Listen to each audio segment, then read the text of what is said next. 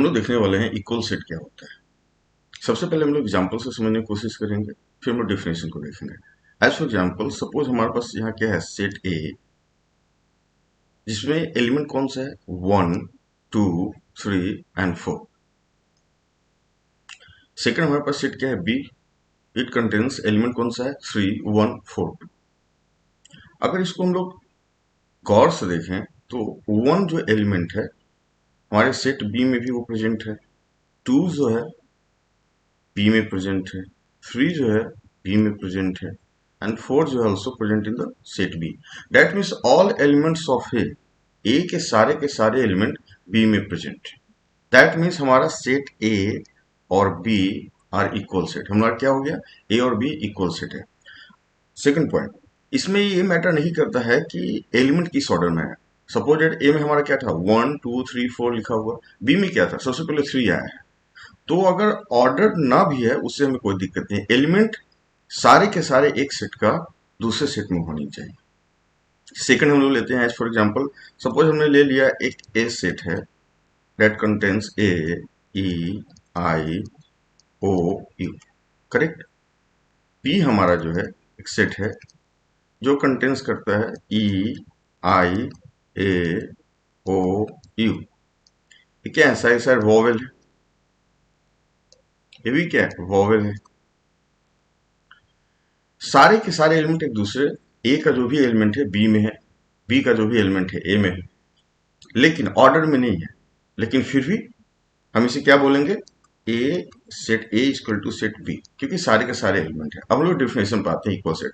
To set a and b are said to be equal if they have exactly, क्या, they have exactly the same elements, यानी कि ए का जो भी element है बी में प्रेजेंट होना चाहिए, बी का जो एलिमेंट है ए में होना चाहिए, इक्वली, बिल्कुल। तो इसे हम कैसे लिखते हैं, ए इक्वल टू बी। अगर ऐसा नहीं होता है that means A not equal to B.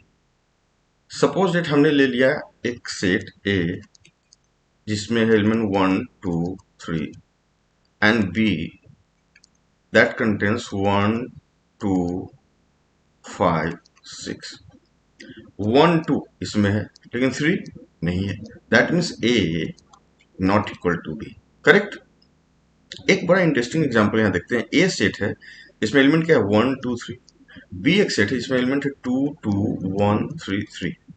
इसके सारे एलिमेंट इसमें है, इसके सारे एलिमेंट 1 2 3 इसमें प्रेजेंट है, बी के सारे एलिमेंट 2 1 3 ए में भी प्रेजेंट है, लेकिन इसमें रिपीटेशन हो रहा है। तो हम लोग यूजुअली सेट में एलिमेंट को रिपीट नहीं करते हैं लिखने के लिए, लेकिन सारे हैं। तो डिफिनेशन क्या है, डिफिनेशन हम लोग क्या समझ रहे हैं कि यहां पर set A equal to B है, ठीक है।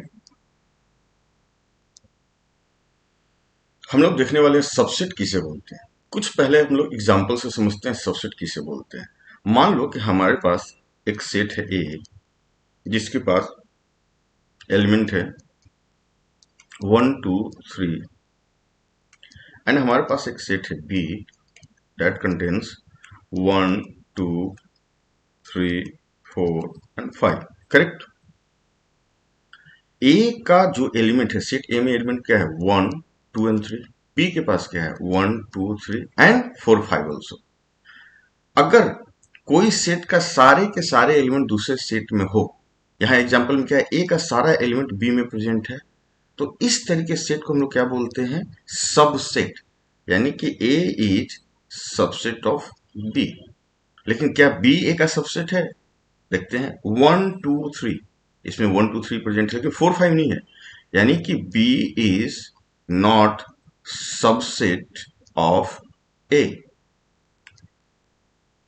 करेक्ट। एग्जाम्पल हमने समझा, अब डिफिनेशन देखते हैं। A set is said to be a subset of set b if every element of a, every element of a क्या है, 1 2 3 is also an element of B.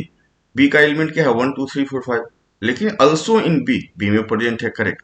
इस तरीके सेट को क्या बोलते हैं, ए इज सबसेट ऑफ बी। ये notation क्या है, सबसेट का। मैथमेटिकली इसे क्या समझेंगे हम लोग कि अगर ए सबसेट बी का है दैट मीन्स अगर कोई एक एलिमेंट, मान लो एज फॉर एग्जांपल ए, यहाँ के केस में मान लो 1, अगर 1 हमारा मेंबर या एलिमेंट ऑफ ए है, दैट मीन्स कि वन इज मेंबर और एलिमेंट ऑफ बी ऑल्सो। यहाँ क्या दिखाया गया है, a is element of A, that means A is also element of b, अगर ए सबसेट बी का है। Correct. Five is a subset of every set, ये इंपॉर्टेंट पॉइंट है।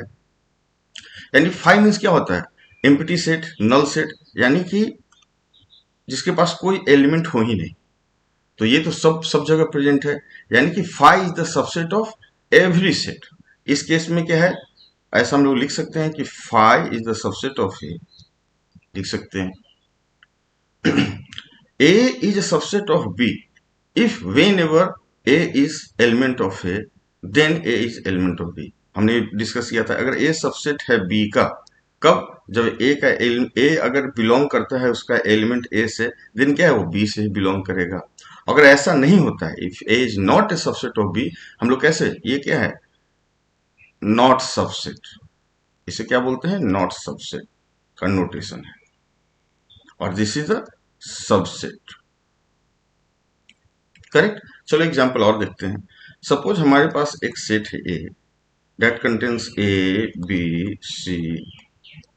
बी एक हमारा सेट है जो कंटेंट करता है a E I o b c f. Correct. A is the element of a, also element of b. B element यहां भी प्रेजेंट है, सी ए में भी प्रेजेंट है और बी में, that means A is the subset of b.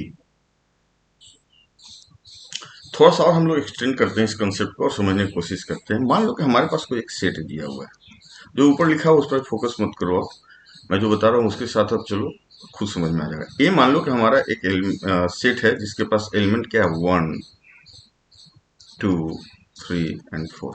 Correct. B हमारा एक सेट है जिसके पास एलिमेंट है 4 1 2 एंड 3। करेक्ट। अब क्या ए इज सबसेट ऑफ बी है, हम लोग देखते हैं। 1 यहाँ प्रेजेंट है, चलो 1 यहाँ प्रेजेंट है, 2 प्रेजेंट है, 3 प्रेजेंट है, 4 प्रेजेंट है। दैट मीन्स हम लोग क्या कर सकते हैं कि a is subset of b. Correct. अब हम लोग कोशिश करें देखने का बी क्या सबसेट है ए का, देखते हैं। 4, हाँ जी 4 है प्रेजेंट, 1 प्रेजेंट है, 2 भी प्रेजेंट है, 3 ही प्रेजेंट है। तो हम यहां से भी कह सकते हैं कि b is subset of a.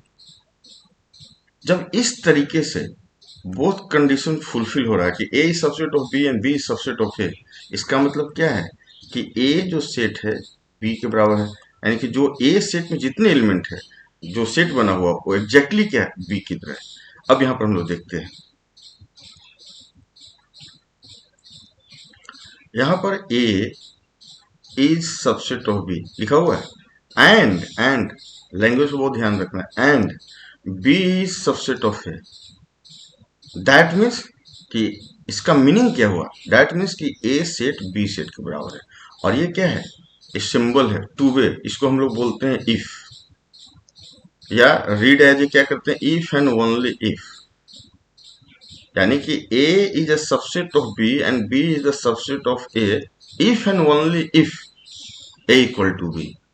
इसका मतलब क्या हुआ कि अगर और अगर सिर्फ तभी होगा जब ए और बी दोनों हमारे सेट इक्वल है।